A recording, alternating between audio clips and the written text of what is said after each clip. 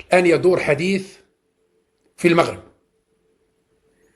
أن النظام المغربي وبدعم أمريكي وإسرائيلي وفرنسي يشترطون شروط قاسية على تبون وليس الجزائر. يشترطون على تبون أساءت للدولة الجزائرية. أنا عندما أرى هذا وقع من وانا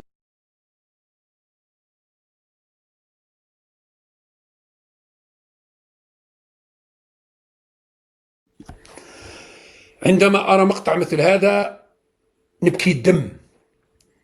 وصلنا في 2025 ونسمع النظام المغربي يحضر لاشتراط 18 شرط مقابل حوار فرضه ترامب على تبون ولم يفرضه على الجزائر.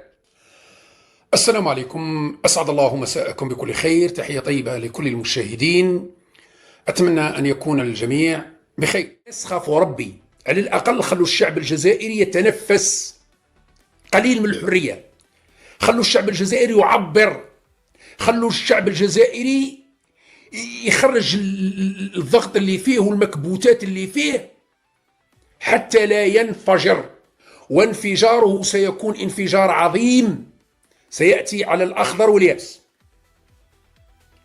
الشعب الجزائري الآن يعيش ضغط رهيب رهيب رهيب، وسينفجر. وانفجار الشعب الجزائري في المرحلة القادمة سيكون مختلف تماما على 2019 التي كانت انتفاضة سلمية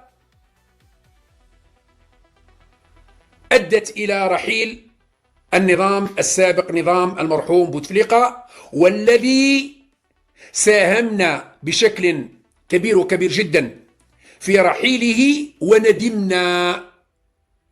وندمنا.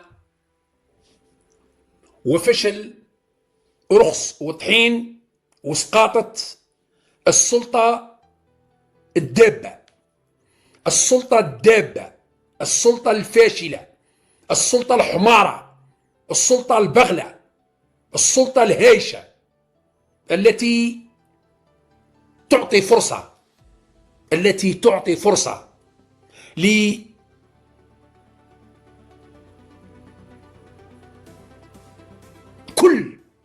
من هب ودب من أعداء وأصدقاء، من أصدقاء بالدرجة الأولى ثم الأعداء، تعطيهم فرصة أنهم يستشفوا فينا، أنهم يهينونا، أنهم يذلونا، أنهم يمليوا الشروط علينا. في جزائر العزة والكرامة زعمة، في جزائر من المفروض لا تزول بزوال الرجال، ولكننا وصلنا إلى مستوى الحمد لله مستوى منحط، مستوى حقير، جعل بعض العثالة يشترطون على الجزائر شروط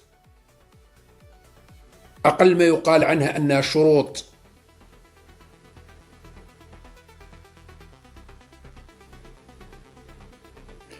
مش حاب نزيد الكلام قبيح، من أجل فتح حوار مع المغرب.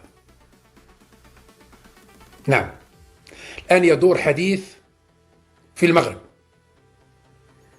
أن النظام المغربي وبدعم أمريكي وإسرائيلي وفرنسي يشترطون شروط قاسية على تبون وليس الجزائر. يشترطون على تبون الذي وبكل صراحة لا يمثل الشرفاء الأحرار في الجزائر، لا يمثل الشرفاء الأحرار في الجزائر. عندما أرى مقطع مثل هذا نبكي الدم. كي نشوف مقطع مثل هذا نبكي الدم. أمين عام الأمم المتحدة يعطي بظهره الوزير الخارجية الجزائرية. تعرف بعدني أهم شيء راه وزير الخارجية أحمد عطاف يستجدي يحلل، يستجدي الأمين العام باش يشرح له وجهة نظره، الآخر يقول له روح بعدني، يعطي له بظهره وجراه.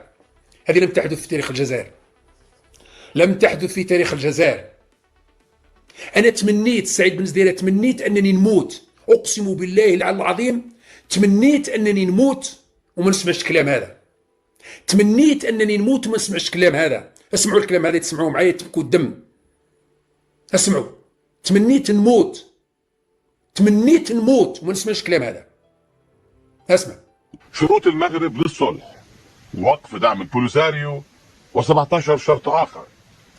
أولا، على الجزائر أن تعترف بالسيادة المغربية الكاملة على الصحراء الغربية المغربية دون أي تحفظ وفورا.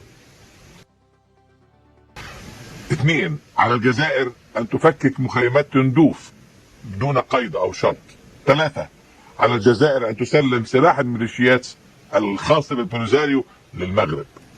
أربعة، على الجزائر أن تسلم مجرم الحرب من البوليساريو للمحاكمة في المغرب. خمسة، على الجزائر أن تعتذر عن عدوانها ضد المغرب طيلة نصف قرن، وأن تعوض المغرب عن كل الخسائر التي تسببت فيها بشكل مباشر أو غير مباشر. ستة، على الجزائر أن تعيد ممتلكات المغاربة المطرودين والمهجرين قسريا سنة 1975 فيما سمي بالمسيرة الكحلة، وذلك بسبب المسيرة الخضراء التي لم يكن لهم ذنبا فيها. سبعة، على الجزائر أن تعوض هؤلاء الضحايا وأبنائهم وأحفادهم عن تلك الجريمة والتي تعد من جرائم الحرب وفقا لاتفاقية جنيف. 8، على الجزائر أن تعيد الأراضي المقتطعة من المغرب وآخرها واحة العرجة بالكيك وتعوض عن الخسائر المترتبة على هذه الجريمة. 9، على الجزائر أن تعوض كل ضحايا الاغتيالات غدرا برصاص الجيش الجزائري على الحدود وهم يعدون بالمئات، وآخرهم الشبان الثلاثة بشاطئ السعيدية وسائق الشاحنات بجمهورية مالي.